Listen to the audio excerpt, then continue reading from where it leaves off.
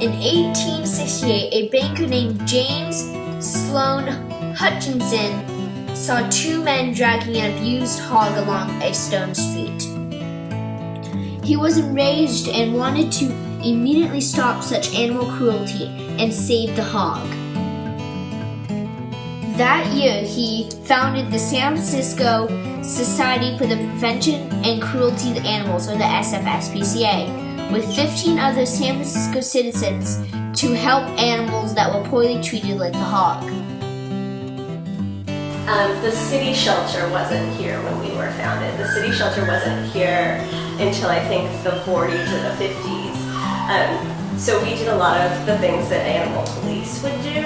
And most of the animals that we were interested in protecting, at least at the start, were large animals, horses, pigs, animals who get abused a lot then and now. Right now we only do cats and dogs. We do companion animals. In 1884, San Francisco SPCA created the first horse ambulance. This was one of the first of its kind anywhere, and also one of the first major things the SPCA did to stop animal abuse. The horse ambulance was a horse wagon people drove to pick up injured carriage horses and bring them to get fixed up. In 1890, the SPCA built an animal home at 16th in Alabama. That's in Potrero Hill. In the first half of the 20th century, the San Francisco SPCA provided a lot of important services to take care of the animals in San Francisco. After the 1906 earthquake, the San Francisco SPCA took care of many animals that were sick or injured from the debris, fire, and smoke. About 20 years later, in 1924, they opened their animal hospital to the public. During World War II, the San Francisco SPCA took care of the evacuated pets from Pearl Harbor and kept them until they could be reunited with their families. In 1968, on the 100th anniversary, they opened up the most advanced animal hospitals in the world so they could provide the animals with the best care possible. In 1980, the San Francisco SPCA established one of the first mobile adoption outreach programs and foster care programs. These programs made it easier for people to adopt animals by allowing the SPCA to bring animals to different neighborhoods for adoption. The SPCA led the nation again in 1994 when it led the no-kill movement. Many animals were being killed before they could be adopted because they were either in the shelter too long or they were too sick. The no-kill movement allows every adoptable pet a chance to find a home. In 1998, the San Francisco SPCA also led the nation in improving the treatment of animals by opening the Maddie's Adoption Center, the first cageless adoption center in the United States. The SPCA is proudly known to help injured and abused animals to assist them and find new loving homes.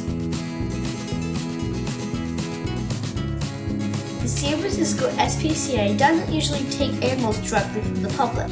Instead, they get animals from other shelters. For example, many animals are from the San Francisco Animal Care and Control, known as the ACC or commonly the Pound. When the animals first come in, they go to the Shelter Medicine and Foster Department to be evaluated. This part of the process is called the intake process. The intake process is important because it gives the SPCA a chance to see if an animal is adoptable, treatable, or requires euthanasia. So we are in charge of evaluating all the animals when they come in, so doing that exam and making sure that if the animals are not healthy, that we have them looked at and we start treating them. And then if they are healthy, then we have to let the rest of the staff know that they're ready to move on. At the exam, they also check to see whether or not they're spayed or neutered, because that's a really important thing. We can't adopt out animals that haven't been spayed or neutered. So they have to confirm whether or not they need surgery. And then in foster care, what we were talking about before, if they are really young, or every once in a while, if they're recovering from surgery or need to be in a home for a while, just because we don't want them to live in a shelter for a really long time. So like these little guys, we'll send them out to a foster home, and they'll get big and fat, and then once they're ready to come back for surgery, after that they can get ready for adoption. So we're kind of the in-between of when animals first come in to when they're ready to go to the adoption floor. Once an animal is ready for adoption, they are sent to the adoption floor and get world-class care until the perfect family comes along. We call our adoption process matchmaking. So we ask that the people who come in, the potential adopters, all have a pretty open mind about who they want to take home. A lot of the time they see a picture online and decide that that's the kitten I want. I definitely want that kitten, and maybe that kitten isn't quite the right one for them. Or maybe that kitten got adopted already. So we try to make sure that we learn a lot about people's lifestyles and about what they expect from a pet, and then match them up with the right pet for them. And so people come in the door, they look around, and then they talk to a volunteer who's called a matchmaker, who can take them into the room and spend some time with that animal, the animal they're interested in, or several animals if they're really unsure about who they want to take home.